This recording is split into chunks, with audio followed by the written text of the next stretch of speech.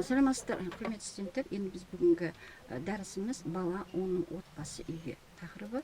Осы жерде біз отбасы туралы, отбасының ересек мүшелерінің еңбегі туралы білімдерін жетілдіру, отбасындағы үлкендер сыйлауға, құрмет көрсетуге, кішілерге қамқорлық жасауға, отбасылық дәстүрлерді бағу мәселелерін қарастырамыз. Қыран ұяда не көрсе, ұшқанда соны біледі. Бала өмірінің алғашқы күннен бастап ата-ана өздерінің негізгі борыштарын атқаруға кіріседі, яғни оларға тәрбиеші бола бастайды.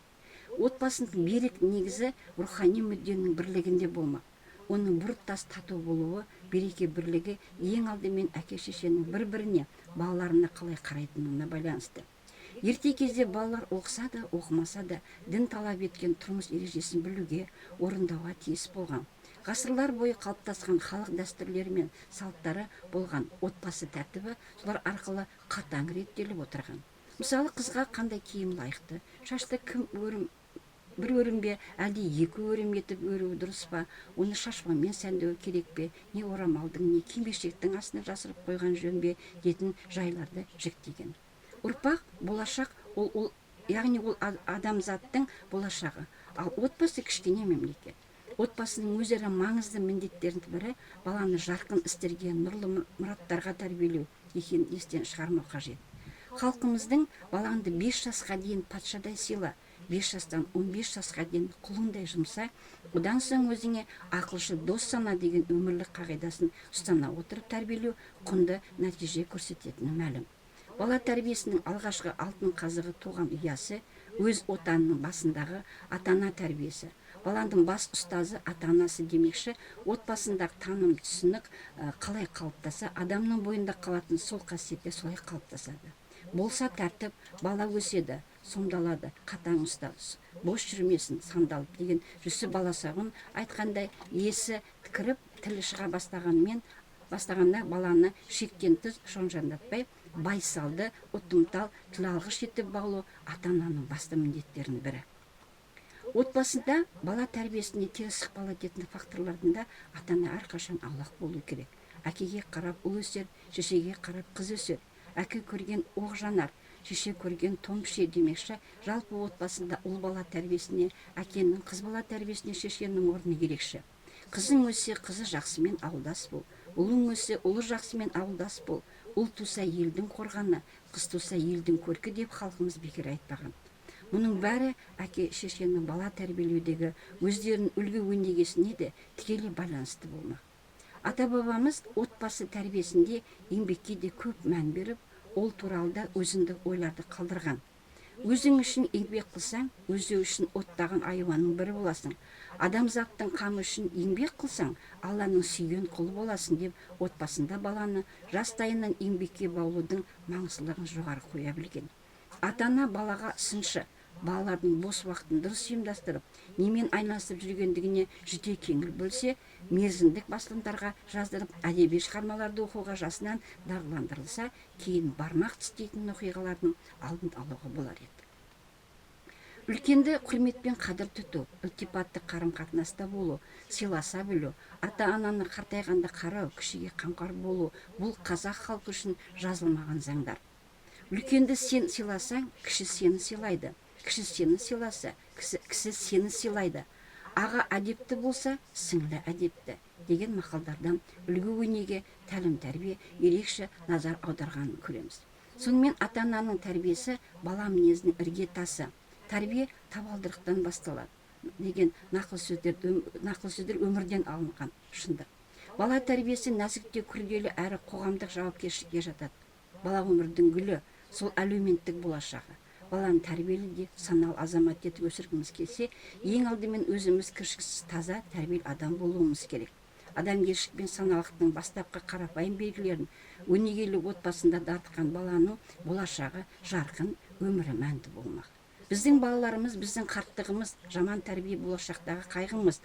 Бұл біздің көз жасымыз, бұл басқалар алдында, бүкіл еліміз алдындағы біздің кінәміз демекші, кең байтақ елімізде ұрпақтан ұрпаққа жалғасқан ұяттылық, әдептілік, көргенділік, мейірімділік, шарапаттылық салтанат құрып, үйлесімділік тауып жатса, сол қымбат қасиеттердің бірі отбасы ошақ қасында бүршік атып бұтағын жаятын естен шығармауымыз керек. Келесі слайдта отбасы қоғамның да басты негізі. Отбасы адам үшін ең жақын әлеуметтік орта. Отбасы белгілі дәстүрлердің, жағымды негелердің мұралары мен салт дәстүрлердің сақтаушысы. Отбасында бала алғаш рет өмірмен, қоршаған ортамен танысып, мінез-құлық нормаларын игереді. Отбасы баланың азамат болып өсуінің негізгі болып табылады. Отбасының басты қызметі баланы тәрбиелеу. Отбасы тәрбиесі бұл жалпы тәрбиенің ең басты бөлігі. Ата-ана және отбасы мүшелері жас нәресте дүниеге келген күннен бастап оның өміріне қамқорлық жасап, болашағын жоспарлайды және саналы азамат болып өсу үшін қажет жағдай жасайды. Бұған баланың қажеттігін толық қанағаттандыру, оны дене және ой еңбегіне үйрету, күн тәртібін дұрыс реттеуге, салауатты өмір сүруге, адал болуға тәрбиелеу, жақсылықты үйретуге, жамандықтан жиренуге үйрету бойында жастайынан мәдени құндылықтар мен адамгершілік қасиеттерді қалыптастыру жатады. Қазақ отбасы тәрбиесінің өзекті мәселелері педагог ғалымдарымыз Қалиев, Смайылов, Оразов, Қожахметова, Қойынбаевтардың еңбектерінде жан-жақты сөз болған. Әр халықтың бала тәрбиесіндегі өзіндегі ерекшеліктері арқылы сол халық отбасы тәрбиесінің де өзіне ғана тән мәдени құндылықтарды қалыптасады. Қазақ отбасы тәрбиесінің өзіне тән ерекшеліктері оны халықтық педагогика мұраларының мазмұны мен түрлерінде бейнеленген. Көне заманнан ақ қазақ халқында жазбаша педагогика еңбек жазып қалдырмаса да, білгір педагогтар, тәрбиешілер, ұстаздар болған. Олар өз көзқарастары мен әрекеттерінде белгілі бір дәстүрлі дүние танымды, ұстаным, халықтың мұраттары мен арман тілектеріне сүйене отырып, қазақ отбасында діни, еңбек, ақыл-ой, адамгершілік, экономикалық, экология, құқықтық, сұлулық тәрбиелерді жүргізген. Отбасындағы дене тәрбиесінің мақсаты бала денесін дамыту, денсаулығын нығайту, ағзасын шынықтыру және күн тәртібін дұрыс ұйымдастыруға, салауатты өмір салтына тәрбиелеу болды. Қазақ халқы еңбекті бүкіл тәрбие жүйесінің күре тамыры деп қарастырды. Еңбекке асыл мұрат деңгейінде қарады. Еңбек тәрбиесі де баланы еңбекке сүйіспеншілікпен, еңбек адамдарына құрметпен қарауға, халық шаруашылығының салаларындағы еңбек түрлеріне баулу, еңбек іс-әрекетінің барысында олардың дағдысы мен іскерлігін қалыптастыру, болашаққа мамандық таңдауға дайындауды түсінді. Отбасында еңбекке тәрбиелеу, баулу мен кәсіптік бағдар беру, баланың қоғамға пайдалы, өнімді, еңбекке тікелей қатысу, оқуға деген сапалы көзқарасты тікелей тәрбиелеудің жеке адамды адамгершілік және зиялылық жағынан қалыптастыру негізгі көзі болып табылады. Қазақ отбасы баланы қоғамның моральдық нормасын орындауға қатыстыру, олардың тәртіп және мінез-құлық тәжірибесін қалыптастыру, отанға, халқына, еңбек және қоғамдық іс-әрекетке жауапкершілік сезімін тәрбиелеу арқылы адамгершілікке тәрбиелеуді білді. Сондай-ақ қазақ отбасында адам зиялылығының негізі ақыл-ой тәрбиесі деп есептелінді.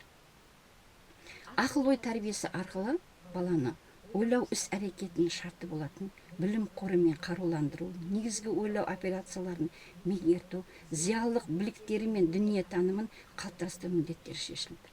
Тәрбиенің басқа да салаларымен тығыз байланысты тәрбиенің түрлі экономикалық тәрбиеге де қазақ халқы ерекше мән берген. Қазақ халқы бала тәрбиелеуде экономик тәрбие деген ұғымды пайдаланбағанымен, тәрбиенің бұл түрі отбасында мақал, өсиет айту, өнеге көрсету арқылы жүзеге асқан. Мысалы, еңбегі қаттының еңбегі тәтті. Еңбек өмірдің тұтқасы, тіршіліктің көзі. Еңбек түбі береке. Үнемшілдік сараңдық емес. Ескі киімді баптағаның, жаңа киімді сақтағаның.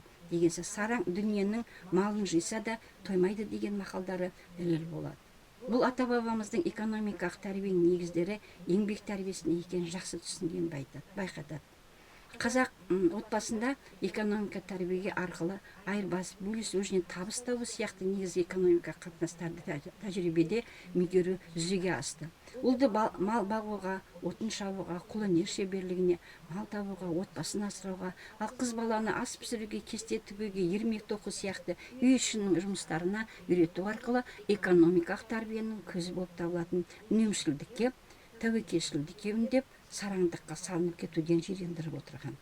Қазақ халқының күнделікті кәсібінде, тұрмыс тіршілігінде төрт-түлік мал бағу, аң аулап, кәсіп етуді ұйымдастыруында да экономикалық тәрбие нышандары айқын аңғарылады. Мысалы, мал өсірсең қой өсір, өнімі оның көлгісі деп қой малының пайдасын зор екен ұғындаса, ешкінің өсімталдығы мен оның да пайдасы көп екен атаған. Есің кетсе ешкі жейда есіңді жей деп нақты ұғымдар кеңестер берген. Ата бабаларымыздың қоршаған ортаны аяулауымен оған деген ізгі мейірбан қарым-қатынасын мақтанышпен айтуға болады. Себебі олар көшпенді өмір сүргендіктен әркез өздерін табиғаттың бір бөлігіміз деп есептеген. Жер анаға деген құрмет ғасырлар бойы сақталып келген. Экологиялық нормалардың ережелердің қажеттілігін жастардың мінез құлқында тәрбиелеу және экологиялық мәдениет дағдысын қалыптастыру әрекеттері қазақ отбасында қолға алынған. Мысалы, баланың тұсауын көк шөппен кесудің терең тәрбиелік мәнімен бірге тірі табиғатқа деген көзқарасын білдірген.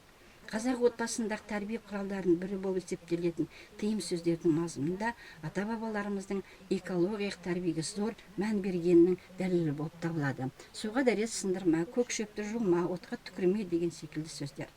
Қазақ халқы адамның сұлулық сезімдерін тұлға өмірінде зор рөл атқаратынын жете түсінген. Әсемдікті көре түсіну, жасай білу, адамның рухани өмірін байытады және өнер деп білген. Қазақ отбасындағы сұлулық тәрбиесінің мақсаты баланы көркемдік пен сұлулық тануға, оған баға беруге, күнделікті өмірдегі адамның жеке басының қатынас, үй жағдай және киім-кешек мәдениетін, сыртқы мәдениеті мен ішкі дүниесінің ұштасуын қалыптастыру және талғампаздыққа тәрбиелеуді көздеді. Үлкенді құрметтеу, отбасы мүшелері бір-бірінің тәрбиесіне жауапкершілік, борыштылық, адамгершілік сезімдерін туғызған.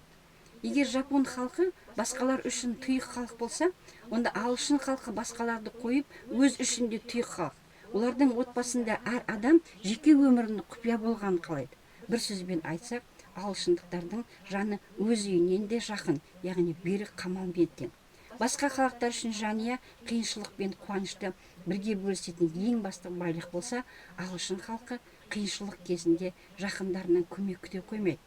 Француздар мен немістерге қарағанда ағылшындар қыз баланың жасауына да аз көңіл бөлген екен. Олар баланың өмірін қамтамасыз еткеннен гөрі, олар талпынған сәтте ұядан итеруге әрекет етіп, өздіктерінен ұшуға жағдай жасайды. Ағылшын отбасы баланы ішкі әлемінен аз қорғайды. Олар баланы өз ортасында, өз құрбыларымен қатар өскендіктерін қалайды. Сол себепті бала кішкентай кезінен бастап өз-өзіне жауап бере алатын және әлеуметтік жауапкершілігі бар тұлға болып қалыптасады. Ағылшын жасөспірімдердің білімі аз болғанын, қарым-қатынаста адамгершілік қасиетін жоғары екенін, үлкендер арасында басқа шетелдік құрбыларынан гөрі өзіне өте жақсы ұстай алатындығын көрсете біледі. Өзінің жанұясына жақындығы да аз сезіледі, алайда қоршаған әлеуметтік ортада өзінің құқығы мен міндеттерін жақсы біледі. Отбасы адам баласының алтын діңгегі. Жас ұрпақ өкілдеріне отбасына тәрбие беруде ғасырлар бойы ұрпақтан ұрпаққа беріліп келе жатқан ұлттық тәлім-тәрбиенің халықтық педагогиканың маңызы орасан зор. Халықтық педагогика негізінде ұлттық сана сезімді, ар-ожданды, ұлтжандылықты, отансүйгіштікті, қоғамдағы ережелер мен ұстанымдарды, ұлттық рухты ұрпақ жадына тоқыту әрекеті жүзеге асырылады. Осыған орай белгілі педагог ғалым Оразбекова иман және инабат еңбегінде халық педагогикасының негізгі көздер мақсаты бай тарихи тәжірибеге сүйене отырып, келер ұрпақты еңбекке, өнер, білім, машықтар меңгеруге, отбасы, ауыл, аймақтың, елдің ар-намысын қорғауға, тағы да басқа ізгі қасиеттерге баулу, яғни адамның белсенді бет бағдарын қалыптастыру деп айтқан. Бала мінез құлқының негізін қалыптастыруда оның бойына рухани адамгершілік сезім, инабаттылық, әділеттілік, шыншылдық тәрізді адамдық абзал қасиеттерді егуде отбасы ең алғашқы және басты рөл атқарады. Нақ осы жағымды қасиеттерді жас ұрпақтың бойына дарыту ең алдымен отбасындағы тәрбие арқылы жүзеге асатыны белгілі. Осымен байланысты тәрбие табалдырықтан басталады деген нақыл сөздің өзі өмірден алынған. Әр адам өзінің ар-намысын, қадір қасиетін жоғары ұстап, өз-өзін тәрбиелей білуі керек. Өзін-өз тәрбиелеуге әр адам жақсы қасиеті мен талғамға үйренуінің негізінде өз бойындағы бағалы адамгершілік қасиеттерін жетілдіру қажет. Олай болса, моральдық негізгі міндеті адамның мінез құлқын тәрбиелеу. Осы арқылы олардың бойында адамгершілік, әдеп сақтау қатынастарын қалыптастыру, сөйтіп адам мен қоғам арасындағы қатынасты реттеу болып саналады. Осымен байланысты ұлы ойшыл ғұлама ғалым Абу Насыр әл-Фараби адамның бойына кішіпейілділік, қайырымдылық, шешендік, қанағаттылық, жомарттық және тағы да басқа қасиеттерді негіздеуде тәрбие мәселесіне зор мән берген. Бұл ретте ол тәрбиелеу дегеніміз халықтардың бойына білімге негізделген этикалық ізгіліктер мен өнерлерді дарыту деген сөз. Тәрбиелеу кезінде халықтар мен халықтарға білімге негізделген қасиеттерден туатын іс-әрекет жасау дағдысы сіңіріледі. Олар осындай іс-әрекетке жігерлендіріледі. Сөйтіп осы қасиеттер және бұлармен байланысты әрекеттер адамдардың жан дүниесін баурап алатындай және адамдарды осыған жан тәнімен құштар ететіндей болуы көзделеді деген. Сонымен қатар ұлы ойшылдың жас ұрпақты жеке тұлға етіп қалыптастыруда адамгершілік тәрбиесін негіз етіп алудың маңыздылығы турасындағы ой пікірлерінің орны айрықша. Соған орай ұлы ойшыл: енді біз жақсы адамгершілік сапалар туралы, сондай-ақ осылардың негізінде туатын және мораль саласында ең абзал болып табылатын нәрсеге қарай ойымызды сілтейтін мінез-құлық нормалары туралы әңгімелегеніміз жөн деген. Әйгілі түрік ойшыл Жүсіп Баласағұн Құттыбілік шығармасында сәбиінде көкірегі түйгені өлгенше санасында жүреді, ұяда не көрсе соны іледі, сүтпен сіңген өлі өлгенше жүреді деген бәйт. Ұяда не көрсең ұшқанда соны іледі, сүтпен біткен мінез сүйекпен кетеді деген мақалдармен үндес. Қазақ халқының ұлы ойшылы философ Абай Құнанбайұлы поэтика шығармалары мен қара сөздері педагогика ой пікірлерге толы. Адам мәселесі ұлы ойшыл шығармаларындағы негізгі рухани әлеуметтік мәселе болып табылады. Ол адамның жеке тұлға ретінде әлеуметтік тұрғыда жетілуіне ықпал ететін алғы шарттардың қатарында талап, еңбек, терең ой, қанағат, рахымды атап көрсеткен. Толыққанды жетілген адам адамгершілігі мол, білімді, еңбекқор, сабырлы, имандылығы мен ұяты жоғары, қанағатшыл болуға тиіс дейді. Ол халықты осындай қасиеттерді өз бойларына дарытуға шақырып, жалпы адамзаттық ізгілік пен рухани адамгершілікке үндеді. Ұлы Абайдың жастарды халқымыздың әдет-ғұрпы, салт-санасы, дәстүрінен тәлім-тәрбие алуға шақыруы дүниежүзілік педагогика классиктерінің ой пікірлерімен үндесі. Отбасында жеке тұлғаның әлеуметтік тұрғыда қалыптасуында орны мен рөлі жайында кеңестік педагогика ғылымының саласындағы әртүрлі пікірлер орын алғаны белгілі. Көрнекті педагог Макаренко: жақсы адам жаманда семьялар болады. Семья ойдағыдай тәрбиелейді деп кепіл болуға болмайды.